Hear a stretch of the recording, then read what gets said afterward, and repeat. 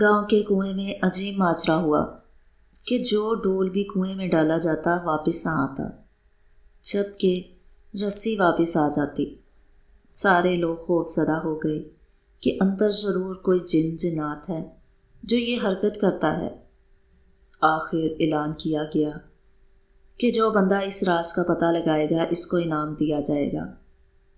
ایک آدمی نے کہا کہ اس کو انعام کی کوئی ضرورت نہیں، مگر وہ گاؤں والوں کی مصیبت کے ازالے کے لیے یہ قربانی دینے کو تیار ہے، مگر ایک شرط پر۔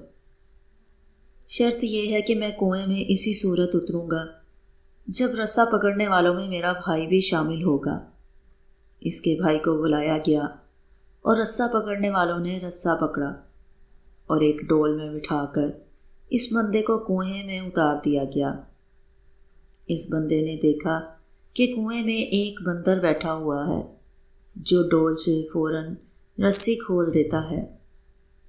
اس بندے نے اپنی جیب کو چیک کیا تو اسے گڑ مل گیا۔ اس نے وہ گڑ اس بندر کو دیا۔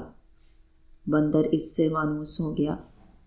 بندے نے اس بندر کو کندھے پر بٹھایا اور نیچے سے زور زور سے رسا ہلایا۔